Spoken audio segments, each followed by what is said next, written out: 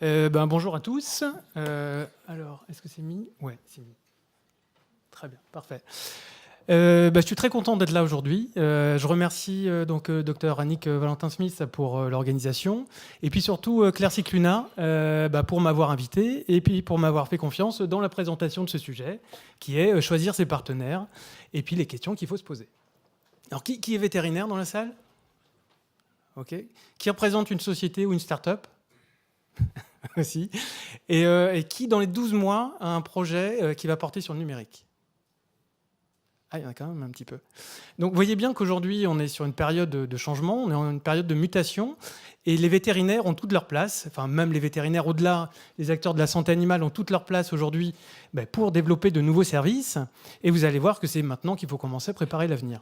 Alors, je me présente, je m'appelle Jean-Luc Chambrin, je suis un des cofondateurs du think tank VetInTech, certains d'entre vous doivent le connaître, et je vous invite à aller sur le site, parce qu'on a fait un livre blanc qui est gratuit, sur l'utilisation des objets connectés, et puis toutes les questions qu'on peut se poser autour. En même temps, donc, je suis le fondateur de la société Squazel et le directeur commercial de la société Synthèse Élevage. Alors, avant de commencer, je voudrais faire un point sur c'est quoi une start-up. Parce que souvent, quand on parle de numérique, on parle de start-up. Et en fait, vous allez voir que des start-up, il y en a très très peu dans le monde. Une start-up, c'est quoi? Je vous mets la phrase de Steve Blank. Alors, je ne vais pas vous la dire, hein, vous avez juste à lire, c'est juste à côté. Steve Blank, en fait, c'est un des pontes aujourd'hui, ou un des experts dans le monde de la Silicon Valley, enfin à la Silicon Valley dans le monde du lancement des start-up et des accompagnements de start-up. Si je prends mot à mot ce qu'il dit, c'est qu'une start-up, ça a une temporalité, donc c'est-à-dire que c'est un seul moment dans la vie d'une entreprise. Aujourd'hui, Facebook, c'est plus une start-up. Ça l'a été, mais c'est pas une start-up Facebook. Il faut qu'elle soit à la recherche d'un business model. Google n'est pas une start-up. Google l'a été, mais à partir du moment où elle a trouvé son modèle, c'est plus une start-up. Si je continue, l'industrialisation ou la reproductibilité de ce qu'ils font, Airbnb n'est plus une start-up. C'était une start-up, mais c'est plus une start-up. Et le mot scalabilité, ça veut dire avec un chiffre d'affaires exponentiel de façon permanente. Une société que vous avez peut-être entendu parler qui s'appelle Klaxoon, qui est sur Rennes. Donc c'est de l'animation de réunions. À un moment ou un autre, d'ici 1 an ou 2 ans, vous les allez voir dans vos réunions. C'est la fin de son statut de start-up. Donc en fait, au lieu de parler de start-up, donc c'est dans ce cadre-là, on va plutôt parler de jeunes entreprises innovantes. Parce que la différence entre une entreprise, c'est ça la différence majeure entre une entreprise et une start-up, c'est qu'une entreprise, elle est organisée pour déployer un business model, alors qu'une start-up, elle est organisée pour en trouver un. Donc vous voyez bien qu'il y a différents stades dans le monde entre start-up, entreprise et puis jeune entreprise innovante. Et donc c'est bien par rapport à ça qu'il faut faire attention aussi sur la sémantique et sur la manière d'aborder les choses. S'il y a bien une seule question à retenir de cette présentation, c'est celle-ci. C'est quoi mon objectif? C'est bien la seule question qu'il faut retenir aujourd'hui. C'est quoi mon objectif? Qu'est-ce que vous voulez faire? Qu'est-ce que ça va apporter à vos clients? Qu'est-ce que ça va apporter aussi à votre équipe, à l'entreprise? Est-ce que vous avez les moyens en interne de le faire? Qu'est-ce qui vous manque? Et est-ce que ce qui vous manque est déjà présent sur le terrain? C'est compliqué. Cette phase-là est peut-être la plus compliquée. Et pour vous aider, la majorité des startups aujourd'hui, même des entreprises, utilisent un modèle qui s'appelle le modèle Canvas. Je ne vais pas vous le décrire. Ça prend toutes les étapes du développement d'une entreprise et surtout de trouver les moyens. Une fois que vous avez fait ça, donc ça prend beaucoup de temps, c'est que votre projet commence déjà à être plutôt bien abouti. Et c'est là que vous allez commencer à aller sur les forums, aller sur les sites, et vous allez commencer à rencontrer les entreprises. C'est peut-être pour ça que vous êtes là aujourd'hui, d'ailleurs, pour rencontrer les entreprises. Et c'est là que le questionnement va commencer. C'est-à-dire, la première chose, c'est quoi son offre? Est-ce que c'est un prototype qu'il propose? Est-ce que c'est quelque chose déjà qui est industrialisé? Ce n'est pas les mêmes relations que vous allez avoir avec eux. Est-ce qu'il y a déjà une expérimentation client? Est-ce qu'ils ont déjà des clients? Et est-ce que ces clients leur permettent de vivre aujourd'hui? C'est la première question. Deuxième question, ça va être sur le produit. Est-ce que c'est du software ou du hardware? Le software, c'est la partie logicielle, et le hardware, c'est la partie matérielle. Je vous alerte sur la partie matérielle, parce que les entreprises que vous voyez aujourd'hui sont plutôt jeunes et mettent un temps de développement assez long. Et on voit des entreprises comme LG, Philips et Huawei, eux, en 6 mois, ils peuvent lancer un produit sans aucun problème. Donc peut-être que pour vous, la solution, ce n'est pas forcément de travailler sur un hardware qui va prendre, je sais pas, la température ou qui va prendre les pulsations, mais peut-être que ça va être de travailler plutôt avec du software. Peut-être que vous avez besoin des deux. Tout dépendra de votre projet au départ. Une fois que vous avez ça, il faut savoir sur quelle technologie ça a été fait. Quel code ils utilisent? Est-ce que c'est un code qui est classique, du C2, du Python, enfin d'autres choses comme ça, sur lequel il y aura beaucoup de développeurs? Parce que si c'est du nouveau code, type des codes qui s'appellent des Ruby ou des Flutter, ben, ça sera peut-être compliqué de trouver des personnes qui vont pouvoir accompagner ces projets-là. Autre chose, c'est quoi la communication? Est-ce qu'on communique avec du LoRa, du Wi-Fi, du Bluetooth, ainsi de suite? Ça va aussi dépendre de votre objectif, parce que si vous avez de la rurale et de la canine, ça ne sera pas forcément le même langage de communication que vous allez avoir besoin. Le point le plus important à ce niveau-là, c'est l'interopérabilité par rapport à vos logiciels métiers. Vous n'allez pas saisir 15 fois la même chose, il va falloir que tout se saisisse en une seule fois. Donc c'est aussi des points qu'il va falloir avoir une vigilance pour avancer.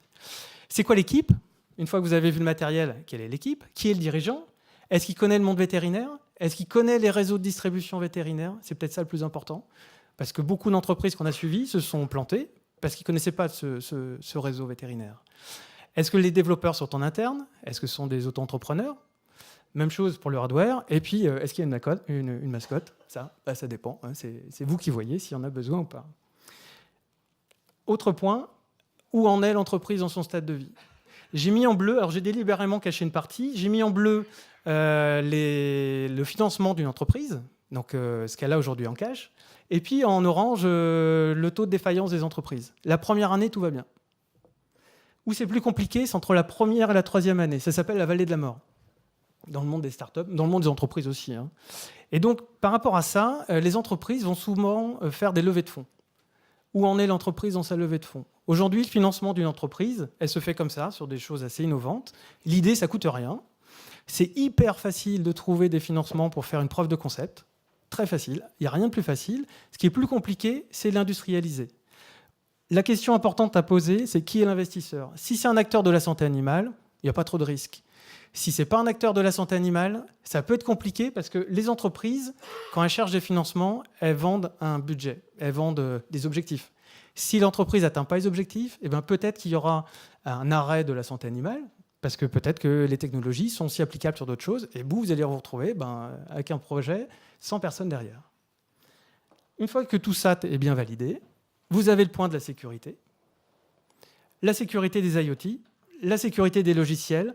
Il n'y a rien de plus facile aujourd'hui de retrouver un propriétaire avec le collier GPS de son chien. Et c'est un gros problème de sécurité nationale aujourd'hui pour des personnalités. Il n'y a rien de plus facile. Il n'y a aucune sécurité dessus. L'autre point, c'est la partie logicielle. Vous mettez en place un système de télémédecine. Et bien, si le système de télémédecine, un hacker arrive, il peut tout vous planter. Et là, vous vous retrouvez avec des clients en face de vous et vous ne pouvez plus faire de service. Un point qui n'est jamais abordé dans la sécurité, c'est où sont hébergées les données. Les données, si elles sont hébergées sur du privé, les systèmes blockchain, c'est un peu la même chose. Si c'est sur du privé, il y a peu de risques, en fait. Si c'est sur du public, il y a de grandes chances que tout passe derrière sur des systèmes type Google Drive et ainsi de suite. Et ces systèmes-là, vos données seront exploitées ailleurs. Après, ça dépend si elles sont stratégiques ou pas, ces données. C'est à vous de faire vos choix.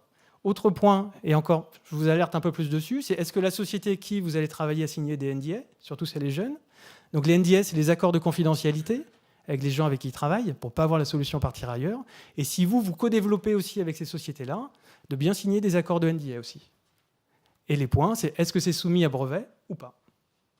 Parce que vous pouvez travailler sur des projets, et puis en fait, une fois que vous avez payé, vous trouvez que c'est soumis à un brevet, et puis vous vous retrouvez à arrêter des projets. Donc, si je résume, quand vous avez bien défini votre objectif, après, il y a 7 points clés. Il n'y a pas de mauvaise ou de bonne réponse dans ces différentes étapes. Tout dépend de votre projet et de la manière dont vous voulez fonctionner. Si vous voulez des dispositifs clés en main, ça sera une catégorie de réponse. Il y a très peu aujourd'hui de dispositifs clés en main dans le monde vétérinaire. Donc, ça arrive petit à petit. Et donc, vous allez sûrement devoir co-développer. C'est une autre catégorie. Mais peut-être que vous voulez aussi investir dans des sociétés. C'est exactement les mêmes questions. Et pour ceux qui travaillent dans les startups, c'est aussi les mêmes questions que posent les investisseurs. Donc, en fait, c'est ces points-là sur lesquels il faut être vraiment hyper attentif. Il y a un autre point que je n'ai pas présenté là, parce que ça n'a rien à voir avec les prestataires, c'est sur votre achat de matériel. Quand vous achetez un ordinateur ou un serveur. Aujourd'hui, quand vous achetez un ordinateur ou un serveur, si vous l'achetez pour aujourd'hui, dans 6 mois, vous pouvez le changer. Un ordinateur simple, je vous prends une image. Un ordinateur aujourd'hui, c'est 250 gigas de disque dur. Alors moi ça me parlait pas il y a 6 mois. C'est 250 gigas. Un film d'une heure, c'est 1 giga. C'est-à-dire que sur un ordinateur aujourd'hui, on met 250 films, grosso modo. Une mise à jour Windows, c'est 2 gigas par an. Une mise à jour Windows. Donc au bout de 10 ans, c'est-à-dire 10% d'ordinateur. Bon, dans 10 ans, vous aurez changé l'ordinateur. Mais ça veut dire qu'en fait, il y a très très peu de place sur un ordinateur. Donc si déjà vous êtes très serré sur vos investissements, eh ben, il faut prévoir à 2-3 ans. Donc il faut au moins multiplier vos investissements, ou ce qu'on vous dit, par 2 ou 3. Parce que plus vous allez mettre d'applications, plus les applications vont être gourmandes, plus vous allez faire venir de photos. Une photo, un smartphone, c'est 250 gigas, c'est 35 000 photos. Donc vous n'arriverez peut-être pas à 35 000, mais vous mettez de la photo plus de la vidéo 10 minutes et 10 minutes, eh ben, vous allez vite arriver à la fin de votre serveur. Donc, point important, savoir quel ordinateur choisir, quel serveur, surtout pour des structures qui sont petites. Après, des structures qui sont plus importantes, des grands groupes, c'est pas trop un problème parce qu'ils ont déjà anticipé ça avec des sites délocalisés. Mais là, ça va être un point hyper important. Donc voilà, et puis la taille aussi de vos connexions, de prendre du haut débit et pas de rester sur des petites connexions, parce qu'autrement, vous allez vite être saturé. Donc voilà, si vous avez des questions, n'hésitez pas. Et puis je remets le site VetInTech, comme ça vous pourrez télécharger le livre blanc et vous allez avoir des publications au fur et à mesure des choses. J'espère que vous avez pris autant de plaisir que j'ai eu à le faire. J'ai le timing, pas mal, hein.